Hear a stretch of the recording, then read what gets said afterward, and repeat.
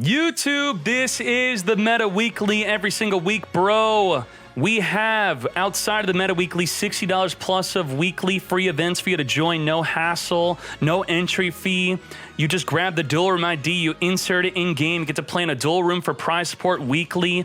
Also, the Meta Weekly, every single week, monthly $1,400 plus events, new player help, active deck type discussions. You activate and receive all this by clicking join on YouTube. Click join on YouTube, then join the Discord at discord.gg/duelinksmeta. We are waiting for you all right now, over 55,000 members. What are you waiting for? Begin the grand finals. Hajime. There can only be one winner, and you're looking at him. Let's go.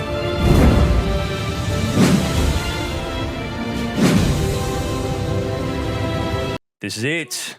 This is the moment you've all been waiting for. The grand finals of the Meta Weekly. YouTube, if you were watching live, you could vote with your star chips that you obtained just by watching the stream. Soon, we're going to have great redemption awards, rewards, awards for your star chips that you're gaining. For example, while I'm watching, I could click claim my bonus. I got 47,000 star chips. Put them all in. Bet on who you think's going to win.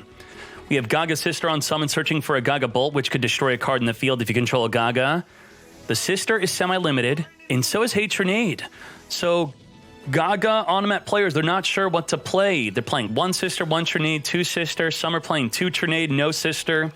But by playing sister, you have a much better turn one.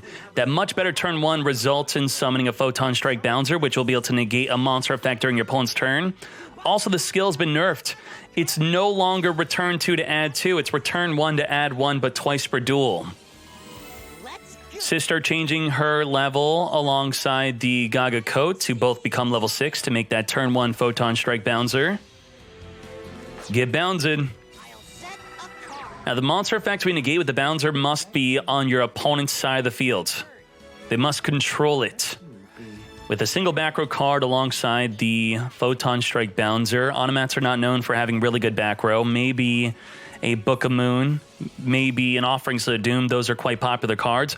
Both decks are not known for the back row cards. Daniel Yu-Gi-Oh! Also not playing back row, very likely not. If he's playing a standard Thunder Dragon deck, as he discards a Thunder Dragon to add a Thunder Dragon from the deck to the hand. Activates Gold Sark, his semi-limited card, banishing a card from the deck to get it back in 2 turns, but we mostly use Gold Sark to trigger the effect of what we're banishing. Dark being banished will activate to grab any Thunder Dragon from the deck to the hand, grabbing a Thunder Dragon Roar.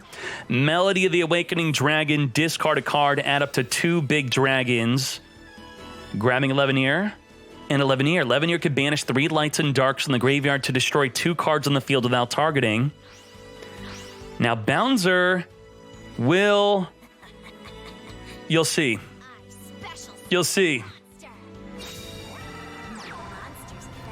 Activate the 11-Ear, threatening 2 cards on the field. Chainlink 2, activating the Roar. That's Chainlink blocking the 11-Ear, meaning the Photon Strike Bouncer is useless. Had he summoned instead a Force Focus, it would have helped. So if you are going to play Onomats or a deck that can make a rank 6 succeed, you do want to side out your Bouncer and put in your Force Focus. Now, if you're playing in an event with no side deck like the ladder, if Thunder Dragons are popular enough, you just have to play Force Focus to negate the 11-Ear. Cannot get Chainlink blocked. Tribute summons over the 11-Ear that cannot perform an attack. We got 2,400 plus 1,600. Lethal on the very first turn, lethaling through a Bouncer. I could not believe it. Lethal. Daniel Yu-Gi-Oh! Crushing right through a Bouncer. Wow. And Gia, not during the finals. Ends a turn. Turn 1, no play. Will Pilot go in for lethal? Gonna activate the Onomat. Onomata go to return an Onomat back in the deck to add 1 back to the hand. Onomatopoeia is here. Zubacoat, special summon alongside your Onomatopoeia. Now, the Onomatopoeia could special summon Onomats from your hand, which he is not activating. What is he doing? Is he making the Excalibur 4,000 attack lethal in a single attack? Yes, he is. This is lethal through a Battling Boxer Veil, which requires you to take damage so you could summon it from your hand and regain the life point damage you have taken. Well, there's no regaining your life points if you take 4,000. Stay focused, Yuma. Straight to battle phase. Let's battle. This is it. You don't need to tell me twice. Excalibur, attack. Shock sword slash. Game 3. No! Triforcitops. Triforcitops says if your opponent has summoned 3 monsters in one turn, which was the Onomatopoeia, Coat, Excalibur, you could special summon it onto the field whenever you want, blocking the lethal 4,000 damage. Now, had it not been destroyed by battle, it would be a level 6 or rank 6 Exceed, being level 6. Flipping up Mind Drain. That's an incredible side deck card. By paying 1,000 life, continuously prevent your opponent from activating card effects from their hand. Now, because his monster was destroyed by battle, he could send a Chaos Betrayer from the deck to the graveyard through the Fiend Farewell skill. Very interesting. Very interesting way to play your Thunder Dragon deck. Tributing over the Excalibur for a Gaga head, special summoning the Onomatopoeia and the Gaga Ko from the graveyard. He cannot summon any other monsters for the rest of the turn unless he's exceeding with the current monsters on the field. He's got lethal. Or he's got another Triforcitops in the hand. What do you think? He could be playing maybe another Excalibur. Another 4,000 damage to the face. Roach. He is playing Roach, or at least side decked into it. Let's battle. Go. Going in with 1,900. Takes the 19. Whoa!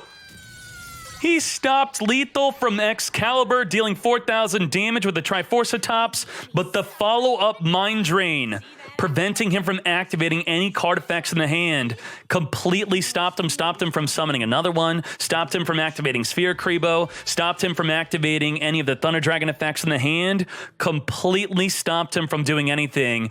Now, if you were Daniel Yu-Gi-Oh, you're going to have to go into your side deck and put in your MST, put in your Cosmic Cyclone. Those are popular cards that are being side decked. It's time to put them in. Normally, you would not put them in against an Onomat deck because they don't have good back row, but if they're side decking good back row against you, you need to side deck in good back row removal.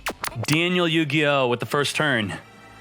Lupine on summon, banish a Thunder Dragon from the hand and a Thunder Dragon from the deck, triggering both effects. He's going to search his deck for a Thunder Dragon and special summon a Thunder Dragon. Now with the old level duplication skill, which has been nerfed, you now have to be at 3,000 life to activate it. He could have revealed a level 6 to make the Lupine level 6 to then exceed alongside the level 6 being summoned from the deck, if that's what he chooses to summon. There you go. No longer can you perform an easy rank 6 Exceed with the Lupine, but he's still going to make a level 6 Exceed. Rank level. Discarding Hawk to summon that level 6. Gold Sark banishing from the deck to add back in 2 turns. Whoa! Triforcitops to be added to the hand in 2 turns. He did not even rank 6 Exceed. What? Oh, he's playing with his sister. He did not have a doo-doo to discard with his doo-doo draw, being forced to return it back on the deck. Sister grabbing a Bolt. Bolt can destroy any card in the field. The Bouncer would have negated the sister from searching the Bolt. He does have a doo-doo draw activatable. He did not get unlucky. He just wanted to grab the Onomatopoeia to discard it to draw 2. Does Daniel Yu-Gi-Oh have a secret hand trap? What is the best play for Pilot? Should he attempt to go for lethal? Going to special summon a Gaga Ko alongside the Gaga Sister. The Ko could special summon the Onomatopoeia from the graveyard. He's got the option to rank 6 or rank 4 Exceed into anything he wants. What are the options? What would you do? Coat, come forth and summon the Onomatopoeia. Here comes Utopic Onomatopoeia. Someone in the chat saying, make M7 and Malevolent Sin for lethal. I don't see how he could do that quite yet. Not quite yet. He does not have the ability to do so. He can make 1 Exceed so far. He does not have the power to make a second one unless he does. Not with the available information we have now. If he deals with the Roar, if it gets banished or sent to the grave, it will summon a Thunder Dragon from the deck, protecting him from lethal. Making a Dweller.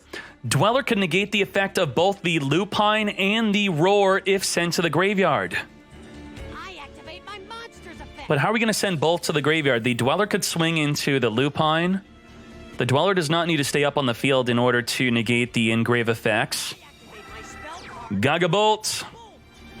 Bolt the Roar or the Lupine, taking out the Roar. Roar being sent to the graveyard, not activating to summon a monster from the deck. Is this hit, though? You already special summoned a Coat.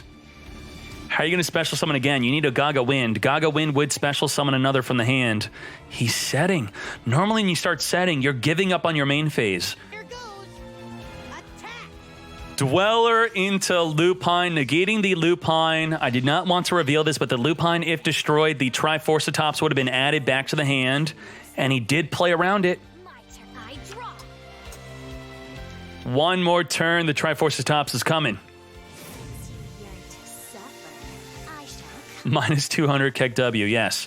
Fiend Farewell after a monster's been destroyed by battle. Send a random Fiend from your deck to the graveyard. If you play only one Fiend, it's not random.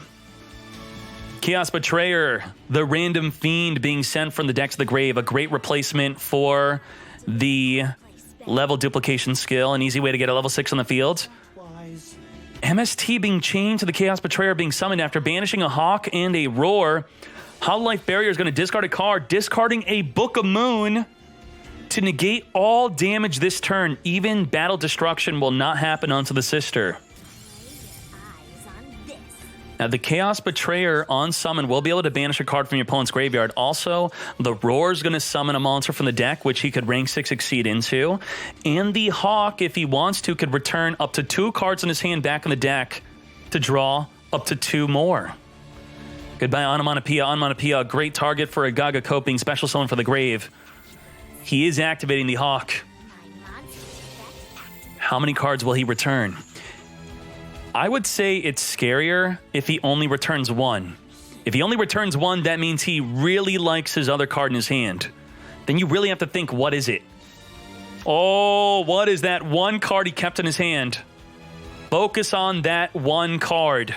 The hand did not shuffle. You will be able to tell which card he kept in the hand and which one he newly drew. Now, by summoning a Dark from the deck, Dark's level 5. That's not...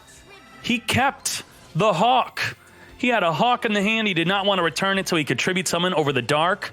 Dark activating the graveyard to search for a Thunder Dragon. Thunder Dragon card, that is. You don't have to search for a Thunder Dragon monster. You can grab a Thunder Dragon Trap. 100 Thunders could special summon a Thunder Dragon from the graveyard, then summon the rest of the copies of the same name from your graveyard. Does he have more than 1 Dark in the grave? Exceeds into a Force Focus. Force Focus is what Pilot needs against Daniel, not the other way around. Force Focus against Pilot. Here goes. Does that negate Gaga Head? Once per turn during either player's turn, you can detach a material, target a level 5 or higher effect monster your opponent controls, negate the effects of that a face-up monster. That negates the head. Now, Gaga Head's a level 4 if you don't tribute summon for it. But because he has to tribute summon, by leaving the Sister on the field, it is level 6 and it can get negated by the Force Focus. That is insane. Sister, this confirms he's not playing Trinade, or at least side decked into the second Sister. Gaga Bolt pop in the back row card, forcing him to activate it. It is chainable. He's going to be summoning Thunder Dragons from the graveyard. Just the Dark, that's it. Now, with the Dark on the field, he cannot special summon any other Thunder monsters onto the field. Non-Thunders, that is. He could only special summon Thunder monsters. Reveals a Gaga Wind to return it back in the deck to add from the deck to the hand a Zubacoat. Zubacoat with nothing in the graveyard to special summon. We're going to exceed into a Malevolent Sin. Malevolent Sin, banish a monster on the field temporarily. A temporary banish. Where's your onomatopoeia? Did you? Oh, he forgot that his onomatopoeia was banished. In shame, he surrenders, forgetting that his onomatopoeia was banished. How could he forget? Wow. Let's quickly look at the top deck breakdown of this great event. Harpy's most played, but maybe not for long, as the Synchro Destroyer skill has just come out, waiting for the new box to be used with Weisel to suck up the Cyber Slash Harpy. 30 card Harpies. This is Hysteric Sign Harpies. Let me know, as a frequent user of the website, which I know you are, should we separate Harpies and Hysteric Sign Harpies as two different Harpy decks? Would that really work? Do we put both on tier 1? What should we do about people playing a top tier deck two distinctive different ways? Water Exceed refuses to leave. Here we go. Triple D forced me to play this. We got to play this. Now, Dimension Explosion. Good job, Ogta, for this top 16. Return a face-up fusion you control to the extra deck. Both players select up to 2 of their monsters that are removed from play and special summon them. Quick play. What? You what, mate? Fire King deck with Invoker. Good job. Fire King, smaller deck. No Tenki. Rich Fronte with the TG Flight Control, adding in a Tenki. Onomats. Skill change. Doo-doo Witch. Doo-doo Witch. Doo-doo Witch. When summoned, special summon a doo-doo from your hand. Okay. Harpies. Bendy Tendy. Oh my. What? What? Bug Signal. Target an insect, special summon one that is 2 ranks higher. Quick play. Are you kidding me? Do you make a Malevolent Sin, then turn it into a Corbage? Then you Bug Signal into a Rhino? So with the Rhino, what you could do is, during either player's turn, detach a material to destroy a face-up monster your opponent controls with the highest defense. Wow. We have Lunalights. Ooh, teching in the Predaplant. Someone was asking me on my own build of Lunalights to put in a Predaplant. Happy to see it. Top 8, Victor Lee. Allured by Darkness. Playing Charge and Raiden. Not playing Gold Sark. The way to play Cyber Dragon. Carrot. Triple Providence. Free to play Trap. Second place Pilot. 2 Sisters. No True Nade even in the side deck. Very nice. And then I would like to note that I think he should play Force Focus in the side deck. That'd be very good. Force Focus is very good for dealing with Leveneer. Bouncer can't really deal with Leveneer because it gets chain link blocked. Force Focus will be able to negate the Leveneer.